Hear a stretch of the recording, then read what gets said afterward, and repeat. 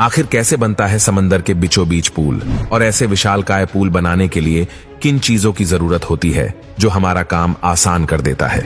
दोस्तों, जब भी आप किसी नदी या समुद्र पर बने पुल यानी ब्रिज को देखते होंगे, तब आपके मन में एक सवाल तो जरूर आया होगा कि आखिर इतने गहरे पानी में ये पुल कैसे बनाते होंगे और कैसे इन पिलर के सीमेंट को पानी के बीच में सेट करते होंगे, क्योंकि पुल और उस पर चलने वाले सारे वाहनों का वजन इन्हीं पिलर पर आता है।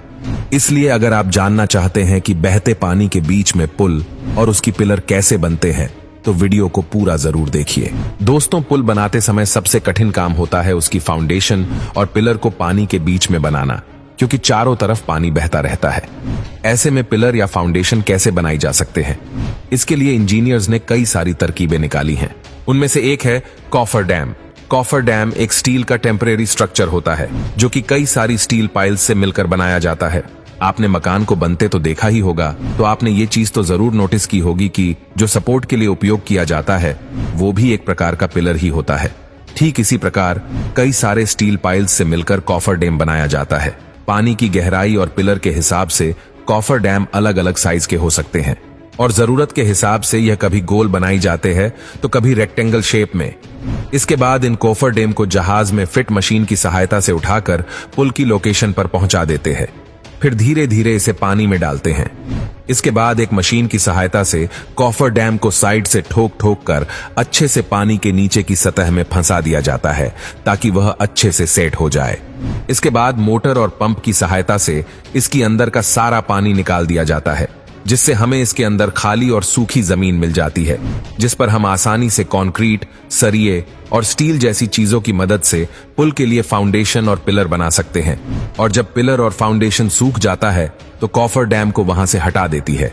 लेकिन हर जगह इस तरह से काम नहीं किया जा सकता। अगर पानी बहुत गहरा हो, जैसे कि समुद्र में, तो वहां हम पिलर बनाने का दूसरा मेथड इस्तेमाल करते हैं जिसे बेटर्ड पाइल्स कहते हैं।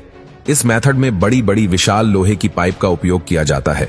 इन विशाल पाइप की लंबाई पानी की गहराई के हिसाब से कई मीटर लंबी हो सकती है। इन विशाल लोहे की पाइप को जहाज की मदद से उसके लोकेशन पर पहुंचा देती है जहां पर हमें पुल बनाना है, और फिर मशीन की सहायता से इसे सीधा करके धीरे धीरे पानी में डाल दिया जाता है। एक बार जब यह पाइप समुद्र की सतह तक पहुंच जाती है, तब इन्हीं एक विशाल मशीन से ठोक ठोक कर पानी की सतह में अच्छे से धंसा देती है। फिर कंक्रीट और सलिए की मदद से इस पाइप को भर देते हैं। एक बार जब यह पाइप सेट हो जाता है, फिर इसके बाद चाहे सुनामी आए या तूफान, इसे कुछ नहीं होता। अब पानी के बीचों बीच एक मजबूत और ठोस फाउंडेशन रेडी है जिस पर हम आसानी से पुल बना सकते हैं। एक बार जब पुल का फाउंडेशन और पिलर बन जाता है, तो उसके साथ साथ पुल की ऊपरी रोड वाले हिस्से का काम भी शुरू कर दिया जाता है। पुल के ऊपरी हिस्से को कई सारे बड़े बड़े ब्लॉक को आपस में स्टील और कंक्रीट की सहायता से जोड़कर बनाया जाता है। जब यह ब्लॉक जुड़ जाती है, तब इन पर रूट का काम किया जाता है।